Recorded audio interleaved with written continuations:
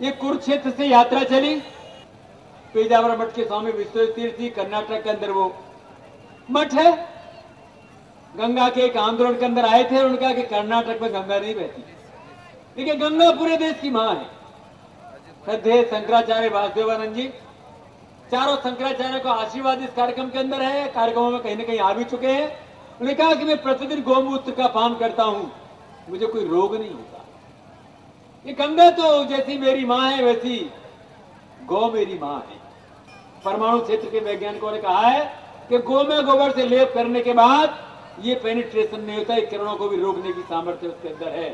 ऐसा प्रकृति ने सुंदर गाय माता हमको दी है। उस गौ माता का संरक्षण, ग्राम का संरक्षण, प्रकृति का संरक्षण, इस समय इन विषयों को लेकर देश भर के अंदर जागरण, हम गो प्रेमी बन सकते हैं। गोग्रास माताएं निकालती थी, पूरे देश के अंदर व्यवस्था है, गांव गांव के अंदर आज भी व्यवस्था है। हमारे घर के अंदर गौ माता नहीं होगी, अपने बिहार बंगाल के अंदर बड़ी मात्रा के अंदर गौ माता है, जगह जगह दिखाई दे रही गौ माताएं, गौशालाएं सड़कों पर। गाय हमारे लिए कितनी उपयोगी प्राणी है। गाय के माध्यम से हमारी जितनी भी समस्याएं हैं सबका समाधान हो सकता है।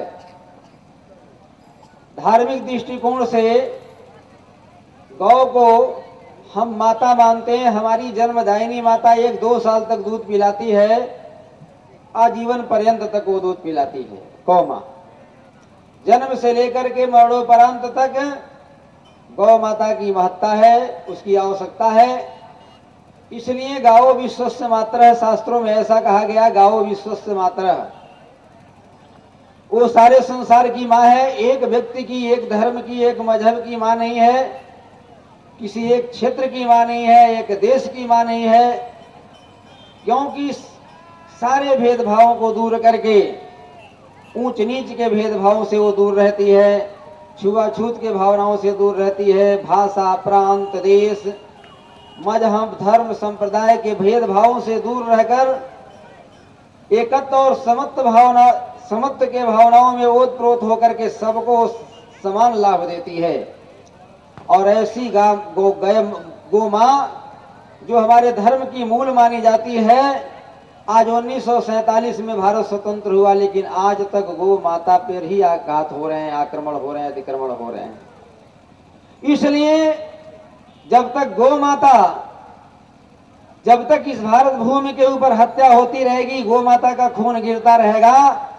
अभी हम लोग रास्ते में आ रहे थे, झुंड की झुंड गायें जो है कसाईयों के हाथ चली जा रही थी।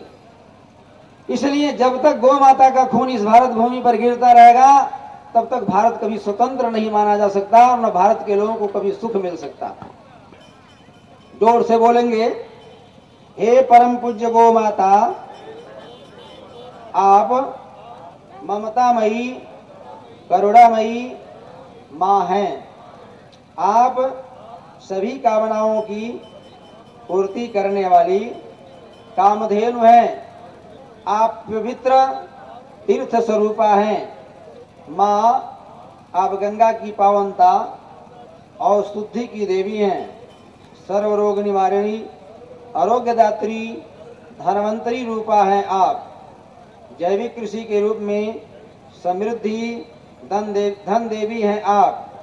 परम पूज्य गौ माता, भारत माता व अपने पूर्वजों का स्मरण कर मैं प्रतिज्ञा करता हूँ एवं जन के पवित्र स्थान ग्राम की सुरक्षा, संवर्धन एवं सेवा के लिए सदैव सक्रिय रहकर, इसके लिए ग्राम की प्राचीन धरोहर को सुरक्षित रखते हुए उसे सुंदर, स्वावलंबी बनाने के लिए मैं तन मन धन से प्रयत्न करूंगा।